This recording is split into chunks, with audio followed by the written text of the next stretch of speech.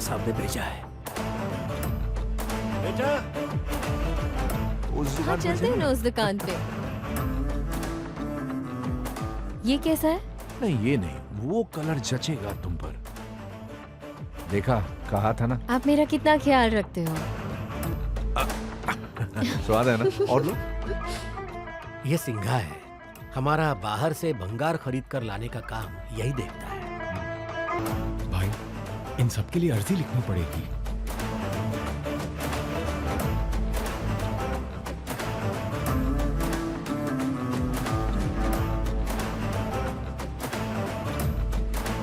नमस्ते डॉक्टर जी। मैं हूं ना, ठीक हो जाओगे।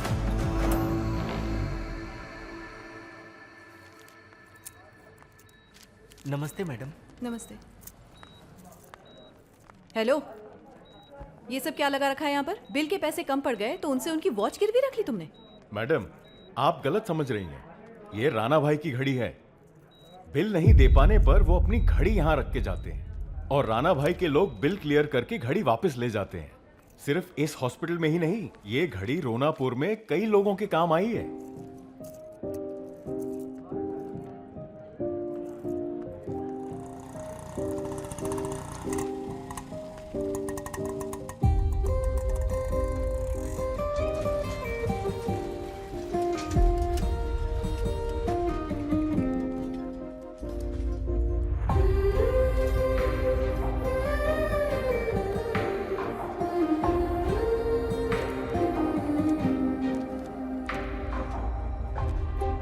नमस्ते।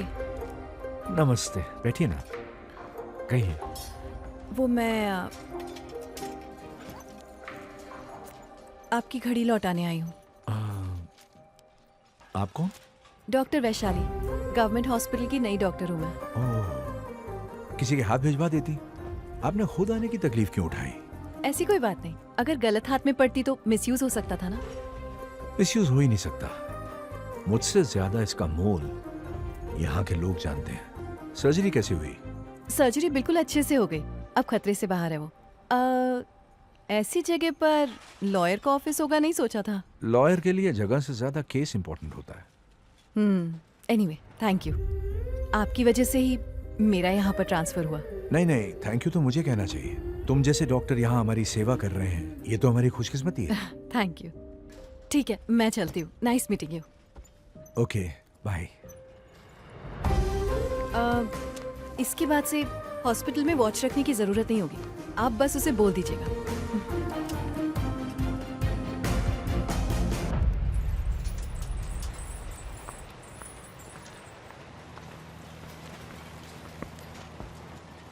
प्रणाम साहब, हमरा नाम वरदा है। बैठिए।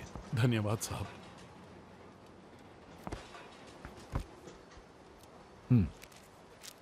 परांडे स्टील में हम 2 साल से काम कर रहा हूं साहब। फैक्ट्री के तकरीबन 200 मजदूर यहाँ रोणापुर से हैं। यहाँ एक भी सुविधा ठीक नहीं है साहब। बोनस नहीं है, हेल्थ इंश्योरेंस नहीं है और मजदूरों की सुरक्षा की कोई गारंटी नहीं है। पिछले महीने प्लांट पर एक मजदूर की टांग टूट गई। ठीक होने में 4 हफ्ते लगे, इसीलिए नौकरी से निकाल दिया। दोबारा कहीं काम नहीं मिलेगा ऐसा मानकर उसने आत्महत्या कर लिया साहब। कंपनी मजदूरों को क्वार्टर्स न देकर कच्चे मकानों में रखती है और यहाँ भी कोनो सुविधा नहीं है साहब। इस समस्या को हल करने के लिए यूनियन बनाना ही एक रास्ता था। किसी तरह 30% मजदूरों को मना के एकजुट करके यूनियन बनाने के लिए प्लांट हेड खंडरे के सामने मांग रख दी।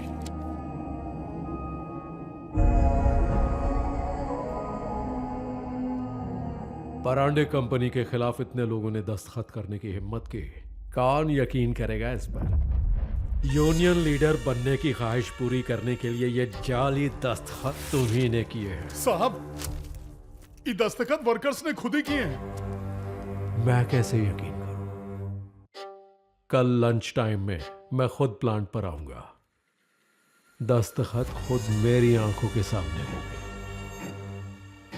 अगले दिन ही खंडरे के कहने पर हम सारे मजदूर दस्तखत करने के लिए इकट्ठा हो गए।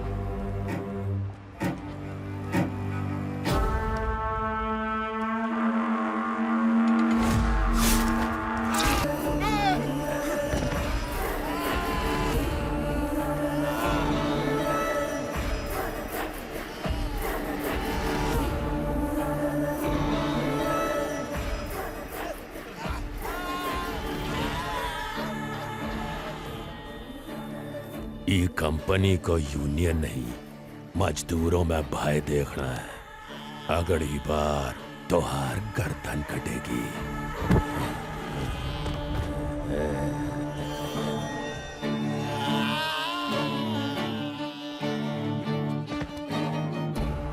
कंपनी के खिलाफ आवाज उठाने वाले को कुचल देने के लिए घट्टा काम आता है। परांडे माइंस का इंचार्ज पहले ही घट्टा था, सबको काबू में रखता था, ना कोई पगार मांगने की हिम्मत करता और ना ही काम छोड़ने की।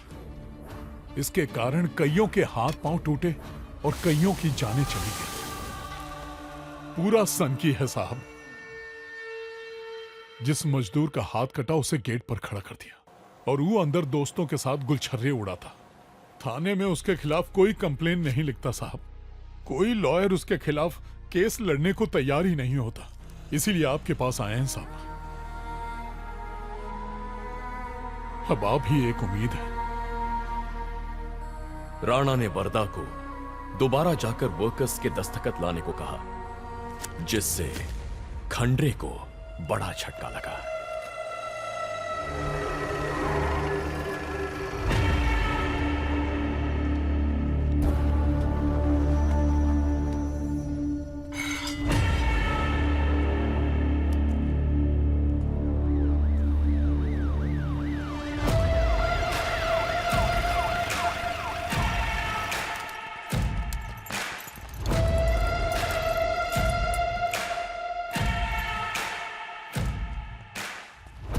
क्या हुआ? आपके खिलाफ अरेस्ट वारंट निकला है सर। आपके खिलाफ अरेस्ट वारंट निकला है। हमरे नाम का वारंट हमें अरेस्ट करेगा? वारंट लाया रे।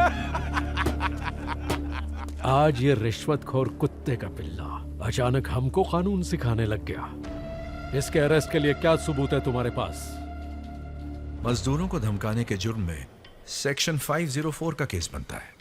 खतरनाक हथियारों का पब्लिक में इस्तेमाल करने के लिए सेक्शन 399 के साथ सेक्शन 402 भी लागू होता है। एक मजदूर का ड्यूटी पर हाथ काटने के लिए सेक्शन 324 का केस भी लगता है। ये 3 इल्जाम लगे हैं सर।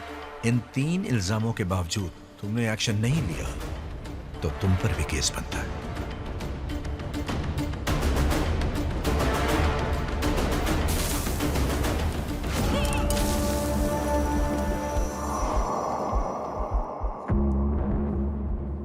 यहाँ से तू जिंदा बचा तो ही हम जेल जाएंगे ना। यहाँ ही तुझे खत्म कर दिए। कौन गवाही देगा? हम देंगे।